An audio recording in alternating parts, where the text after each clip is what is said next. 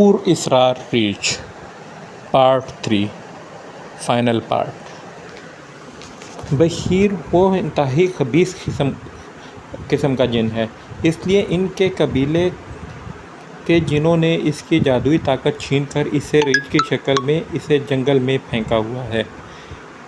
جنگل میں جو عورت آ جائے وہ اپنی مقناطیسی آنکھوں کو استعمال کر کے اس کی یادداشت کو ختم کر دیتا ہے، اور اس عورت کو کچھ یاد نہیں رہتا کہ وہ کہاں ہے، کہاں سے آئی ہے۔ پیش امام صاحب نے اس کے قبیلے کے جنوں نے یہ بات جب مجھے بتائی کہ اس کے قبیلے کے جنوں نے جادوئی طاقت ختم کر دی ہے، تو پھر وہ کیسے عورت کی یادداشت کو بھلا دیتا ہے۔ ہاں، یہ بات ایسے ہی ہے جیسے عمر قید کے ملزم کو قید کر دیا جاتا ہے، لیکن اسے جیل میں چلنے پھرنے، کھانے پینے اور دیگر ضروریات کی اجازت ہوتی ہے۔ اسی طرح جنات کے قبیلے نے اس جن کی جادوئی طاقت کو ضرور ختم کر دی ہے، مگر تھوڑی بہت جادوئی طاقت دے دی ہے تاکہ وہ اپنا دفاع کر سکے۔ اگر اس نے جنگل میں شرافت کی زندگی مقررہ حد تک گزاری تو وہ پھر اسے معافی مل سکتی ہے، پیش امام نے بتایا۔ اس سے چھٹکارا کیسے ہے؟ اس کا ایک ہی حل ہے کہ میں تمہیں پانی پڑھ کر بوتل میں دوں گا، وہ پانی کسی طرح اس ریچھ کے سر پر ڈال دو۔ وہ پانی جیسے ہی ریچھ کے سر پر پڑے گا، اس کے ذہن سے شکیلہ کی صورت مٹ جائے گی۔ شکیلہ کے سامنے آ جانے پر بھی وہ اس کے نزدیک نہیں آئے گا۔ یہ کس طرح سے ہوگا؟ وہ مجھے دور سے ہی دیکھ کر بھاگ جائے گا۔ اس کا آسان حل یہ ہے کہ تمہیں شکیلہ کو اعتماد میں لینا ہوگا۔ وہ 1-2 دن چھوڑ کر پھر تمہارے گھر میں سین میں آ جائے گا۔ تم چھت کے اوپر کنارے پر جا کر بیٹھ جانا، اور شکیلہ اسے چھت کے کنارے نیچے لے آئے، اور جیسے ہی تمہارے مطلوبہ جگہ پر آئے تم اوپر سے پانی ڈال دینا۔ مجبوری یہ ہے کہ شکیلہ اسے دیکھ کر بے خود سی ہو جاتی ہے، بشیر نے بتایا۔ وہ ریچھ کی مقناطیسی آنکھوں کے سبب ایسا ہوتا ہے۔ میں شکیلہ کے لیے چند تعویذ دوں گا، وہ تمہیں روزانہ ایک تعویذ اسے پلانا ہوگا۔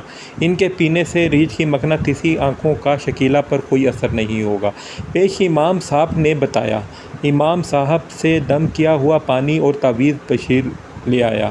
راستے میں یہ سوچتا آ رہا تھا کہ اچھا ہوا کہ ریچھ کے پاس زیادہ شیطانی طاقت نہیں، ورنہ نہ جانے کیا ہوتا۔ پیش امام صاحب چھوٹی نوعیت کے کام کرتے رہتے تھے۔ کسی پر عصیب یا جنات کا سایہ ہونے پر علاج کے لیے وہ اپنے استاد جمن سائیں کے پاس شہر بھیجا کرتے تھے، اور وہ ایسے کاموں کے ماہر تھے۔ گھر آ کر بشیر نے شکیلہ کو اعتماد میں لے کر سمجھا دیا اور اسے کیا کرنا ہے۔ پہلا تعویذ پی لینے سے وہ رات بھر سکون کی نیند سوئی تھی، جبکہ بشیر چھت پر پہرا دیتا رہا۔ پہلی اور دوسری رات ایسے ہی گزر گئی، ریچھ نہیں آیا۔ تیسری رات وہ سین میں آ گیا۔ اس کے آتے ہی شکیلہ کمرے سے سوتی ہوئی چرپائی سے اٹھ کھڑی ہوئی۔ شکیلہ کے سین میں آتا دیکھ کر وہ ایک لمحے بشیر کو محسوس ہوا کہ وہ ریچھ کے سامنے راز نہ کھول دے، مگر ایسا نہیں ہوا۔ وہ تیزی سے ریچھ کی جانب بڑھی ضرور تھی، مگر محتاط انداز میں واپس پیچھے ہٹنے لگی۔ اس کو پیچھے ہٹتا دیکھ کر وہ اس کی جانب بڑھا۔ آہستہ آہستہ وہ ریچھ کو مطلوبہ جگہ پر لے آئی۔ بشیر پہلے ہی تیار تھا۔ اس نے بغیر کسی تاخیر کے بوتل کا پانی ریچھ کے سر پر ڈھیل دیا۔ پانی کا گرنا تھا کہ ریچھ جلال میں آ گیا، اور اسے جلال میں آتا دیکھ کر شکیلہ کمرے میں بھاگ گئی۔ ریچھ بھی کمرے میں جانا چاہتا تھا۔ وہ جس تیزی سے کمرے کی طرف لپکا تھا، اتنی تیزی سے پیچھے کی طرف آیا۔ ریچھ کے اندر جاتا دیکھ کر بشیر کی ایک لمحے کو ہاتھ پاؤں ضرور پھول گئے تھے، لیکن وہ تصور میں ریچھ کو شکیلہ پر حملہ کرتا بھی دیکھ رہا تھا، لیکن ایسا نہیں ہوا۔ ریچھ جس گڑھے سے سین میں نمودار ہوا تھا ویسے ہی واپس چلا گیا۔ ریچھ کے چلے جانے پر بشیر نے سکون کا سانس لیا۔ کمرے میں شکیلہ بری طرح سے خوفزدہ تھی۔ جس طرح ریچھ اس کی جانب بڑھ رہا تھا، ایسا لگا تھا کہ وہ اس پر حملہ کرے گا۔ بشیر چھت سے نیچے اتر آیا، شکیلہ کا خوف دور کرنے کو اور تسلی بھی دی، اس کو یقین دہانی کرائی کہ اب وہ ریچھ دوبارہ نہیں آئے گا۔ بشیر نے ایک بار پھر سے پھاوڑے سے سطح ہموار کی اور کمرے میں دروازے کی کنڈی لگا کر سو گیا۔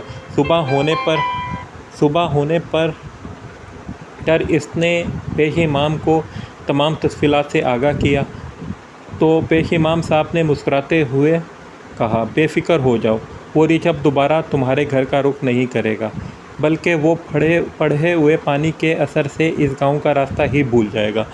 میں ایک بوتل پانی کی دے رہا ہوں، اسے گھر کے چاروں طرف کونوں میں چھڑک دینا، ہر بلا سے محفوظ رہو گے۔ پیش امام نے ایک بوتل بشیر کے ہاتھوں میں تھما دی۔ بشیر نے گھر جا کر پیش امام صاحب کی ہدایت کے مطابق گھر کے چاروں کونوں میں پانی چھڑک دیا۔ ایک مدت گزر جانے پر بھی کبھی بشیر نے اس ریچھ کو دوبارہ نہیں دیکھا۔